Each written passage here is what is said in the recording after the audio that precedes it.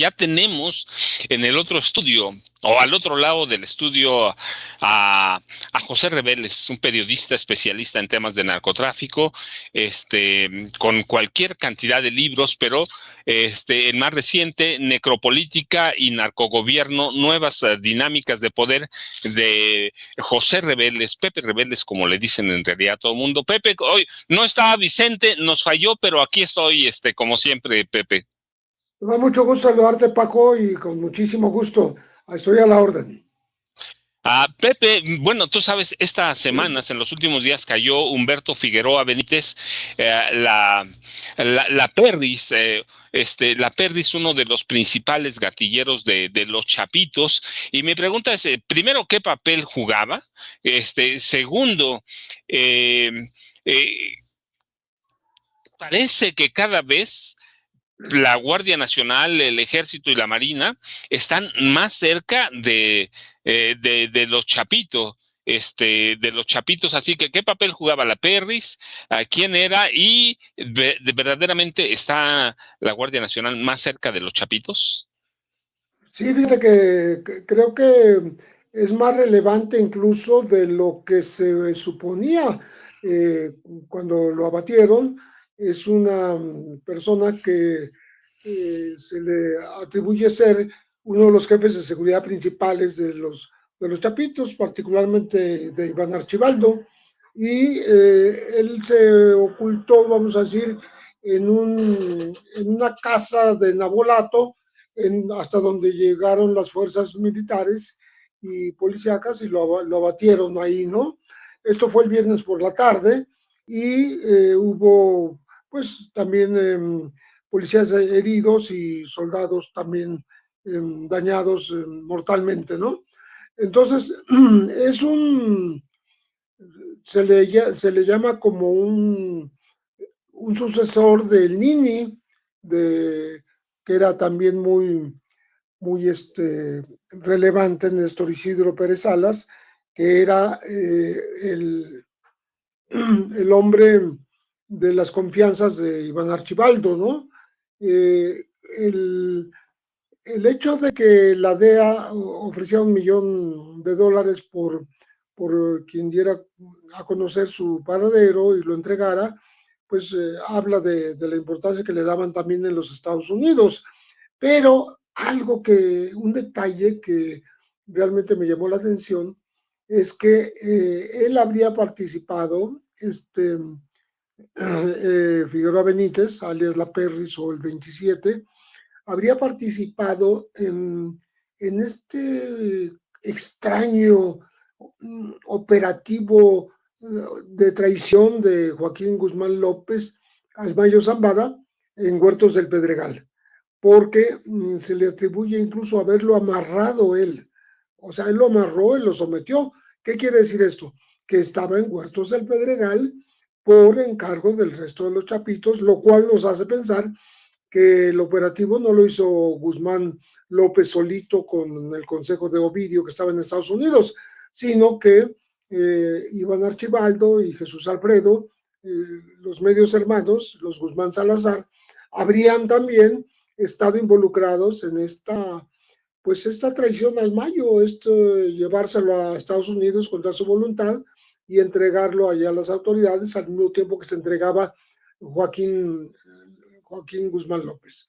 Entonces, es muy importante entonces el papel de este individuo que ahora está ya abatido, ya no existe, y tiene otro antecedente muy interesante. A él lo quisieron capturar en un hotel el año pasado, en el 2024, y logró escaparse por una alcantarilla, ahí en Culiacán, cosa, parece que los que se especializan los integrantes del cártel de Sinaloa, escaparse por túneles de agua pluvial, por alcantarillas, por baños con eh, doble candado, digamos, que se levanta la tina y eso da entrada a los túneles de agua pluvial en el centro de Culiacán y más ni menos. Bueno, conocemos lo que hace menos de 3 semanas Iván Archibaldo también se escapó por un túnel. Entonces, parece que es una regla, es un modus operandi de los hombres del cártel de Sinaloa. Entonces, creo que el abatimiento de Figueroa Benítez nos indica también que están cerca cada vez más de llegar a los Chapitos, porque si era el hombre de las confianzas y de seguridad de Iván Archibaldo, pues pueden estar dando ya con el paradero de uno de los dos que están operativos en México, que son Jesús Archibaldo Iván Archibaldo y Jesús Alfredo, porque los otros dos están en prisión en los Estados Unidos. Y bueno, vamos a ver poco a poco, como ya habíamos comentado la semana pasada, cómo se va desvaneciendo el poder de los Chapitos en Sinaloa, porque tienen demasiados enemigos internos. Para empezar, los Mayitos, los hijos de Esparragosa, el propio tío Aureliano Guzmán Loera, el Guano, tienen gente de Chapuisidro, gente derivada del cártel de Caborca, así llamada, la que era la red de Caro Quintero, de Rafael Caro Quintero, que ya está en Estados Unidos, pero la red está ahí, ¿no? Entonces, se habla contradictoriamente de dos posibilidades: de que el cártel Jalisco Nueva Generación pueda llegar a territorio en que nunca había entrado, que es el cártel de Sinaloa y su zona de influencia ahí en el Pacífico, ¿no? Digamos Sonora y Baja California también. Y la otra posibilidad que apuntan algunos periodistas especializados en Sinaloa, de que haya una alianza estratégica entre este cártel Jalisco Nueva Generación y los Chapitos. Entonces, estamos en vísperas de cambios importantes, sobre todo porque a partir de su declaración de culpabilidad, Ovidio va a empezar a hablar, Joaquín, su hermano, va a empezar a hablar en Estados Unidos y van a revelar muchísimas cosas que incluyen incluso el modus operandi de sus propios hermanos. realidad lo que planteas es un escenario muy oscuro para el cártel Jalisco Nueva Generación, para el cártel de Sinaloa, ¿no? No importa que haya una alianza con el cártel Jalisco Nueva Generación, no importa nada, en realidad lo están obligando a aliarse a un cártel que puede crecer a sus territorios y que eventualmente los va a hacer a un lado, ¿no, Pepe? Sí, puede ser, porque es muy poderoso el cártel Jalisco, ha ido creciendo, sobre todo tiene un gran poderío económico, porque el cártel Jalisco Nueva Generación tiene una característica, que no se limitó a hacer exportación de drogas solamente a los Estados Unidos, sino que se fue a otros continentes y anda en los 5 continentes, ¿no? Se consolidó en Europa, se fue hasta Australia. Allá la droga es muchísimo más cara, hasta puede duplicar el valor de lo que se obtiene en Estados Unidos, pero ellos dominan esa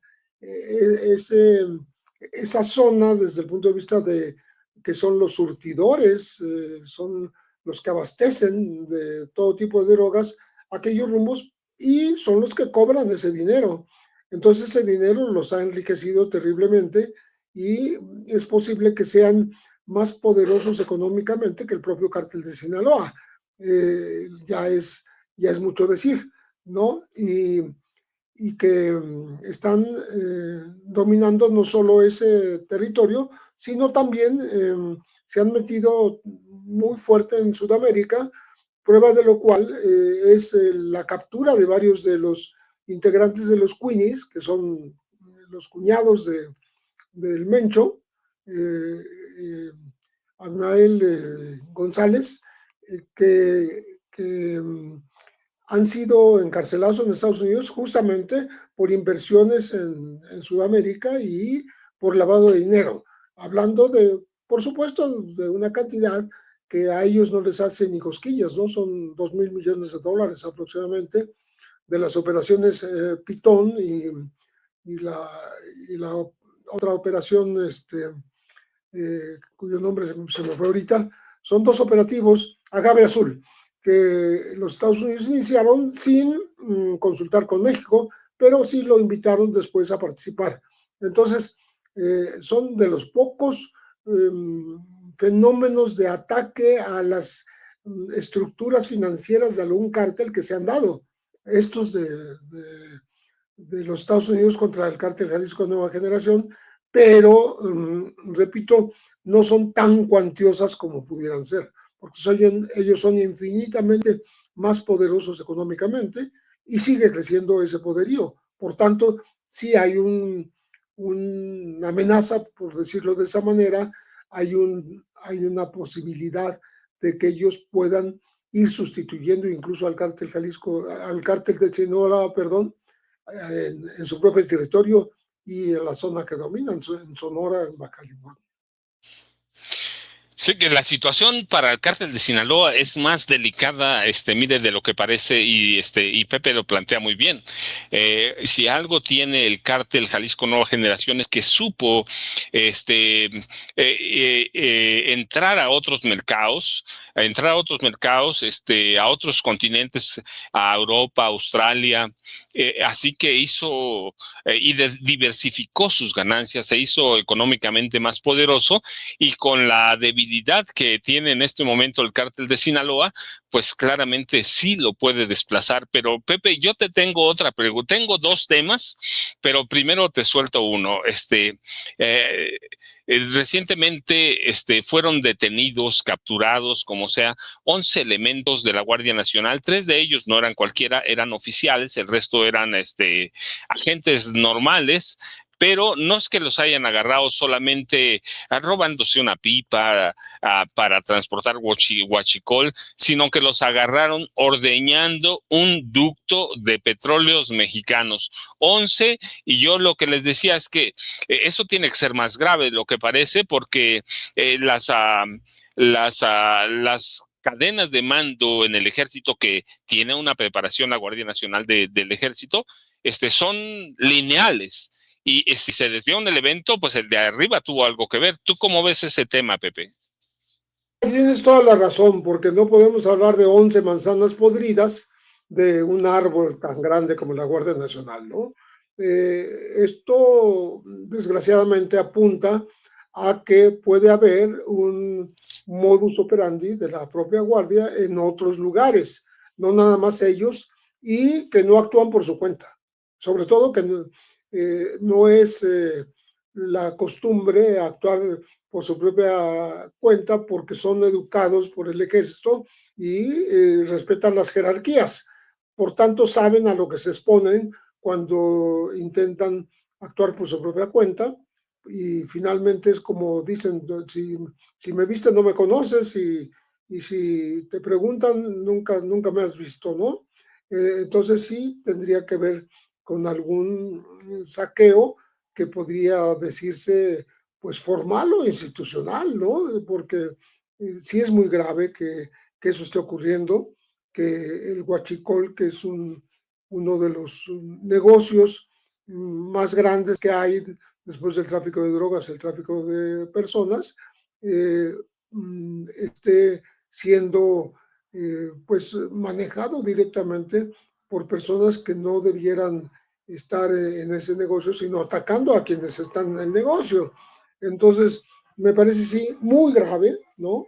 Y qué bueno que se investigue internamente, que se castigue a quienes se debe castigar y que se impida que se repitan estos casos, porque si se repiten quiere decir que pues crecería la sospecha de que todo este manejo podría ser institucional.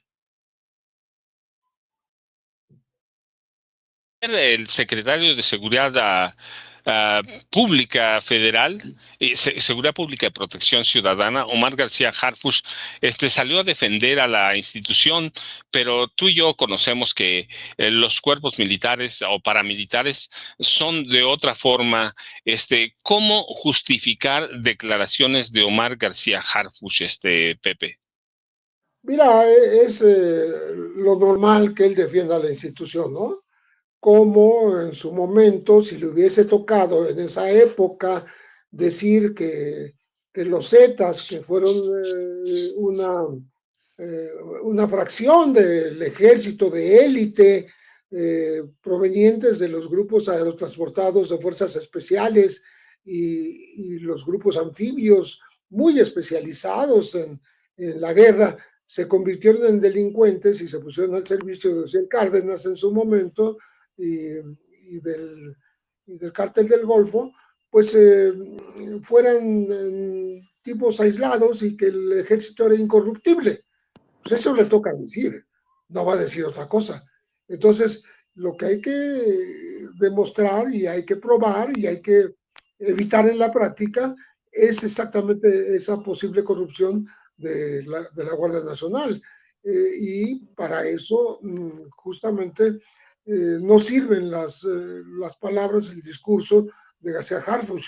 Ahí lo que sirve es la investigación, es el hecho de que estos asuntos no se repitan y no se convierta en un verdadero, una verdadera pesadilla de guachicoleo a cargo de elementos que se supone que debían combatirlo, el guachicoleo, y lo están practicando. Entonces, creo que si de veras quieren tener la confianza de la gente, tendrían que actuar de otra manera, no ocultar en unos pocos detenidos toda la culpabilidad posible de la Guardia Nacional y actuar en consecuencia. O sea, no proseguir con este tipo de actividad porque pues eso daña no solo la imagen del Ejército y de la Guardia Nacional, daña la imagen del propio gobierno.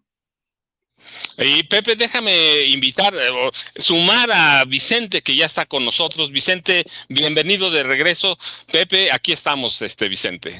Gracias, mi querido Paco, Saludos, mi querido Vicente. Pepe. Mucho Sal- gusto. saludos, saludos, Pepe. Y les ofrezco una disculpa. A veces los doctores no entienden de estas cosas y te dicen a fulana hora la cita y bueno, esas cosas que seguramente ustedes ya saben, mi querido Pepe, mi querido Paco. Pues interesante lo que platicaba, que Pepe, que va de la mano con lo que hablábamos más temprano, Paco, ¿no? Que se necesita contundencia para adentro y para afuera, ¿no? En este tema de la Guardia Nacional, tan cuestionada en su momento y tan respaldada en su creación por el presidente Andrés Manuel López Obrador y hoy por la doctora Claudia Sheinbaum. Sí, mira, Vicente, lo que platicábamos y coincidimos con Pepe en eso, la Guardia Nacional tiene una preparación militar y cualquier elemento de menor rango, el que sea, de general a coronel, a teniente coronel, a capitán, cualquiera siempre depende desde arriba. No es muy fácil romper las cadenas de mando, es una institución muy lineal. Así que Omar García Harfuch y el titular de la Guardia Nacional, como el general secretario, están obligados a actuar rapidísimo y dar una respuesta contundente, porque como lo decía Pepe, ese posible foco infeccioso puede estarse replicando en otras unidades de la Guardia Nacional y para evitar todo eso deben ser contundentes, rápidos y muy transparentes para darnos a conocer lo que pasó, no con estos elementos sino con quienes estaban arriba de él, porque hay por ahí un par de tenientes, es decir, hay oficiales, no son soldados rasos, son oficiales de la Guardia Nacional, así que deben dar una explicación contundente, rápida y una investigación, Vicente, que sea muy transparente. No sé si lo abordaron ya, maestros, pero creo que es importante en estas declaraciones de Omar García Harfuch hablar de lo que él habla de un debilitamiento de los cárteles.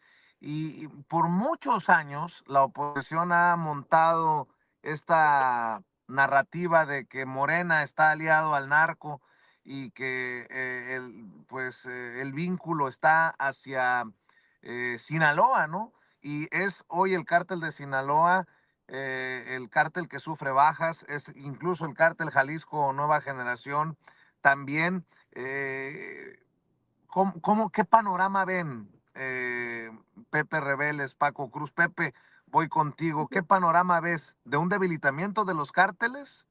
Sí, hablamos hace un momento con Paco, justamente antes de que llegaras, sobre el debilitamiento del cártel de Sinaloa, alimentado por varios factores, muy particularmente que ahora aparentemente tienen encima a la autoridad que está dándoles golpes cada vez más fuertes, ¿no? Justamente en la detención del jefe de seguridad de los Chapitos, Juan Humberto Figueroa Benítez, alias La Perris o el 27, que sustituye al que fue jefe de seguridad. Él fue abatido el viernes en Abolato, el viernes por la tarde, y se le consideraba el sucesor de El Nini, de Néstor Isidro Pérez Salas, que antes era el jefe de seguridad. Yo decía de la importancia de Humberto Figueroa Benítez, que se revela aquí, no solo porque la DEA ofreció $1 millón por datos para su captura, sino porque nos enteramos ahora, después de que lo abatieron, que él participó directamente en este operativo del joven Joaquín Guzmán López engañando al Mayo Zambada en Huertos del Pedregal y llevándoselo en un avión a los Estados Unidos, un tema que no tiene todavía esclarecidas algunas aristas del asunto, y ya estamos llegando al año de que ocurrió. Él se encargó de amarrarlo. ¿Qué quiere decir? Que ahí estaba.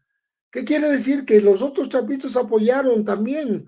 No fue solito Joaquín Guzmán López, ni con el consejo de su hermano que estaba preso en Estados Unidos, Ovidio, sino que este personaje abatido el viernes, pues era gente de Iván Archibaldo y de Jesús Alfredo, y por tanto ahora podremos hablar de que todos los Chapitos estuvieron de acuerdo en pues engaño, en esta llevada a los Estados Unidos contra su voluntad del Mayo Zambada, y ellos han desatado esta guerra que ahora continúa con muchos muertos, muchas venganzas, y el ejército y las Fuerzas Armadas y la Secretaría de Seguridad Pública Federal, que están pues dando golpes cada vez más certeros, ¿no? Yo estaba diciendo que el abatimiento de Figueroa Benítez parece acercar más a las autoridades hacia las cercanías a los Chapitos, porque es alguien muy relevante, y sí tendría que ver con que la autoridad está pisando muy de cerca los pasos de estos jóvenes líderes del cártel de Sinaloa, por el momento, sin contar con la cantidad de enemigos internos que tienen, lo que está llevando a una desaparición del cártel de Sinaloa como era antes, como era hace 40 años, ¿no? Va a ser otra cosa en el futuro. Y lo preguntaba porque con qué cara hoy el gobierno de Estados Unidos puede decir que no existe voluntad, por lo menos voluntad del gobierno que encabeza la doctora Claudia Sheinbaum de México para combatir, para atacar al crimen organizado, con estos resultados, con los números que le dan la razón a Omar García Harfuch y a la presidenta en los informes de seguridad. Es hoy en día, con este debilitamiento del cártel de Sinaloa, el cártel Jalisco Nueva Generación, el más poderoso de México y no sé si del mundo, Pepe Rebeles. Creo que se está convirtiendo en eso, pero las informaciones que llegan de periodistas locales hablan de dos visiones diferentes. Una, que se está convirtiendo y que se imponga sobre la gente de Sinaloa, y el otro que al contrario se haga una alianza justamente con los Chapitos para fortalecerlos en contra de todos los enemigos internos, de la Malliza, de los hijos de Esparragosa, del Chapo Isidro, de Aureliano El Guano, Guzmán Loera, la gente del cártel de Caborca, de Caro Quintero, etcétera, etcétera, y que eventualmente juntos, los que eran enemigos, Jalisco Nueva Generación y los Chapitos, juntos traten de recuperar lo que han perdido ya en Sinaloa. De otra manera, pues vamos a estar viendo el deterioro gradual de este grupo criminal que, como demuestran las estadísticas, está siendo combatido con bastante vehemencia por parte no solo del Ejército y la Marina, sino también de la Secretaría de Seguridad Pública Federal. Entonces, pues el panorama no pinta muy bien para Sinaloa y Jalisco puede, digamos que llegar y empoderarse y hablábamos de su gran poderío económico que logró diversificando los mercados, no dedicándose solamente a meter droga a los Estados Unidos, sino a los 5 continentes, ¿no? Empezando por Europa y hasta llegar a Australia. Mi querido Paco, para cerrar en este marco binacional de ataque al crimen organizado y como lo ha, pues ya no sé si sugerido o exigido Estados Unidos, ojalá que este análisis no lo escuchen los de siempre que desde medios de comunicación están opuestos a estos gobiernos de la transformación, porque entonces dirán que a Claudia Sheinbaum ya la ha sometido a su antojo Donald Trump, porque no darán crédito por la estrategia de seguridad de México, sino la meterán en la narrativa de que en México se hace lo que Estados Unidos quiere. ¿Con qué cierras, Paco? No, Vicente, mira, yo y rápido y un resumen. No, esa vieja prensa va a hablar siempre porque está dolida, porque está dañada, porque tiene odio no solo contra Andrés Manuel López Obrador, tiene odio contra la 4T y tiene odio contra Claudia Sheinbaum Pardo, pero los hechos en la realidad muestran otra cosa. Muestran que Claudia Sheinbaum Pardo ha sabido cómo lidiar con Donald Trump y que Donald Trump no va a quitar nunca el dedo del renglón, pero la presidenta ha sido muy precisa, ha sido muy clara y ha logrado y va a lograr lidiar con él, Vicente. Yo, ya sabes, @ Paco Cruz Jiménez en X, antes Twitter, Francisco Cruz Jiménez en Facebook, Vicente, y aquí estamos y nos vemos mañana muy tempranito. Claro que sí, Paco, gracias por siempre estar al pendiente, mi querido Pepe.